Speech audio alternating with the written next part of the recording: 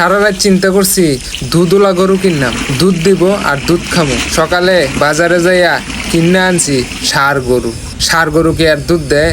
যাই হোক, আমি ষাঁড় গরুর থেকেই দুধ দোয়ামো, আর সেই দুধ দোয়ানটা আপনারা প্র্যাকটিক্যালি দেখামো। কি বিশ্বাস হইতেছে না? বিশ্বাস না হইলে সম্পূর্ণ ভিডিওটা দেখতে থাকুন। আমি ষাঁড় গরুর থেকে কিভাবে দুধ আইনা দুধ বিক্রি করি, প্লাস নিজেও খাই। তো ভাই, ষাঁড় গরুর দুধ দোয়ান দেখতে চাইলে সম্পূর্ণ ভিডিওটা কিন্তু আপনাকে না টেনে ফুলফিল দেখতে হবে। তো কথা না বাড়িয়ে আমরা দুধ দোয়ানে চলে যাই। আসসালামু আলাইকুম, সবাই কেমন আছেন? আশা করি আলহামদুলিল্লাহ ভালো। আমিও আপনাদের দোয়ায় আছি আলহামদুলিল্লাহ। আজকে যে বিষয়টা নিয়ে আপনাদের সাথে কথা বলার জন্য ক্যামেরার সামনে আসা, সেই বিষয়টা হচ্ছে যে কচু। ভাই, আমি কচু নিয়ে দীর্ঘ কয়েকদিন আগে আপনাদের একটা ভিডিও দিছিলাম। ওই ভিডিওটা মোটামুটি আপনারা সবাই দেখছেন আশা করি।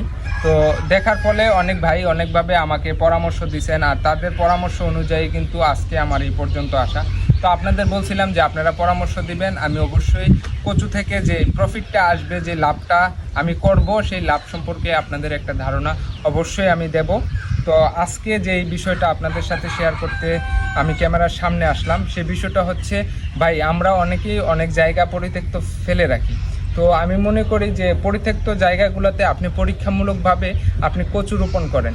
কচু রোপণ করলে আলহামদুলিল্লাহ কচুতে ভালো একটা প্রফিট আপনি লাভ করতে পারবেন। কেননা দেখেন, আমি যে জায়গাটা দেখতেছেন, এই জায়গাটা হচ্ছে আমার প্রায় 1 কানির মতো হবে। তো এই জায়গাটাতে আমি কচু লাগাইছি, সেটা হচ্ছে কাঠকচু, কোনো লতা কচু না, সেটা হচ্ছে কাঠকচু। তো আর এই কাঠকচুটা লাগানোর ফলে মূল উদ্দেশ্যটা হচ্ছে এই কচুটা আমি বাজারজাত করব। এই কচুটা যখন আমি বাজারজাত করব, বাজারের যে মূল্য থাকবে তখন প্রায় 80 থেকে 100 টাকা থাকবে। তো মূলত আমি এই কচুটা লাগানোর উদ্দেশ্য হচ্ছে যে আমি কাঠকচু হিসাবে কচুটা বাজারজাত করব। ফলন পর্যন্ত নিয়ে যেতে যেই পরিশ্রমটা বা পারিশ্রমিকটা দিতে হয়, আমি মনে করি যে পারিশ্রমিকটাও একটা দোয়াল গায়ের মতো। একটা কৃষকের তখনই দুঃখ ঘুচে যখন গোয়াল ভর্তি দুধ দেওয়ার মতো গাভী থাকে। তা আমি মনে করি কচু চাষটা হচ্ছে একটা কৃষকের প্লাস পয়েন্ট। কেননা এই কচুর যেই অবশিষ্ট অংশটুকু আমরা কচুর আগাছা পরিষ্কার করি, এই আগাছাগুলোই হচ্ছে কিন্তু আপনার মূলত এই লতা। এই লতা কিন্তু এখন বর্তমান মার্কেটে আপনার এই লতার দাম হচ্ছে 50 থেকে 60 টাকা কিলো। আমার যেই আগাছা যে পরিষ্কার করতেছি, এই পরিষ্কার অনুযায়ী এই লতাটার দাম হচ্ছে আপনার 60 থেকে 70 টাকা, 50 টাকা কিলো বাজারজাত। তো আমি মনে করি যে আগাছা পরিষ্কার করাটা আমার প্রত্যেক দিনই দরকার। কেননা এই আগাছা থেকে আমার টাকা আসে। তো আমি 2 দিন পর পর আমার এই কচুর যে আগাছা আছে, এই আগাছাটা পরিষ্কার করি। এই পরিষ্কার করতে যেয়ে, আগাছা পরিষ্কার করতে যেয়ে আমার পার ডে 2 দিন পর পর প্রায় 1200-1000 টাকা করে আসে। তো আলহামদুলিল্লাহ আমার মনে হয় যে এই কচু বিক্রি করার আগে যে টাকাটা লভ্যাংশটা আমার এই লতা থেকে আসবে, আমি মনে করি যে কচু বিক্রিটা হচ্ছে আমার প্লাস পয়েন্ট। কচু পুরাটাই আমার লাভজনক, কচু যা হবে পুরাটাই আমার লাভ। আর লতা দিয়ে আমার যাবতীয় যে আনুষ্ঠানিক যে খরচগুলা যায়, এই খরচগুলা মিটিয়েও প্লাস পাশাপাশি আমার দৈনন্দিন চাহিদা মেটানোর একটা যোগান হয়ে যায় এই লতা থেকে।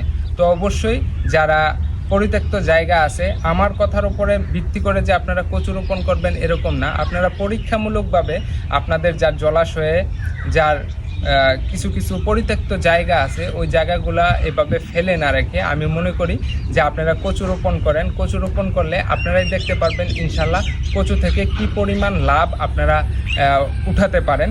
আর কচুর কোনোটাই ফেলে দেওয়ার মতো না ভাই। এই কচুর যে ডগা ইউরোপ আমেরিকাতে বিক্রি হয়, শুধু ইউরোপ আমেরিকা বিক্রি হয় না, বাংলাদেশেও বিক্রি হয়, কিন্তু আমরা ওই প্রসেসিংটা জানি না, কিভাবে বিক্রি করতে হয় সে বিষয়টা আমরা জানি না ভাই। এখন বর্তমানে ঢাকাতে আপনার কচুর আগা ডগা সবই বিক্রি হয়, আর কচুর লতের তো ঢাকাতে প্রচুর পরিমাণ চাহিদা। তো আমি মনে করি শুধু ঢাকা না, গ্রাম অঞ্চলেও যদি আপনি ভালো একটা জায়গায় আপনি এটা নিয়ে রাখতে পারেন, তো অবশ্যই ভালো একটা দাম আপনারা পাবেন। আর কচু একবার আবাদেই আপনার কোনো চারা রোপণ কিনতে হবে না। একবার রোপণ করলে এই কচু থেকেই আপনার চারার যে বীজ অংশটুকু হবে, এই অংশটুকু আপনি পাশাপাশি বাজারজাত করতে পারবেন। আপনি কচু রোপণ করতে পারবেন। 1% জায়গার কচুর বীজ দিয়ে আপনি এক কানির উপরে জায়গা আবাদ করতে পারবেন, প্লাস আপনি হয়তোবা 2-3 হাজার টাকার কচুর চারাও আপনি বিক্রি করতে পারবেন। আমি যে জায়গাটা দেখতে পারতেছেন, এই জায়গাটাতে আমি 5,500 টাকার কচুর বীজ এনে লাগানো হয়েছে।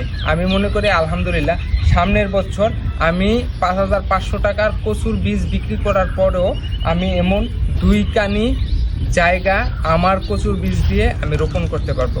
তো সবাই ভালো থাকবেন, সুস্থ থাকবেন, সবার দীর্ঘায়ু কামনা করে আজকের মতো বিদায় নিচ্ছি। যদি ভিডিওটা ভালো লাগে অবশ্যই শেয়ার করবেন, আর পরিত্যক্ত জায়গা ফেলে না রেখে আমি মনে করি আমার মতো কচু আবাদে কাজে লাগান। আল্লাহ হাফিজ। তো এটাই কিন্তু চারা, বুঝছেন, পরবর্তীতে এই অংশটুকু কচুর জমিতে আবাদ করার জন্য এটা কিন্তু চারা হিসাবে আপনারা ব্যবহার করতে পারবেন। ভাই কইছিলাম না বলদ গরু হইছে, বলদ গরু লিখিয়ে দুধ দিতেছে।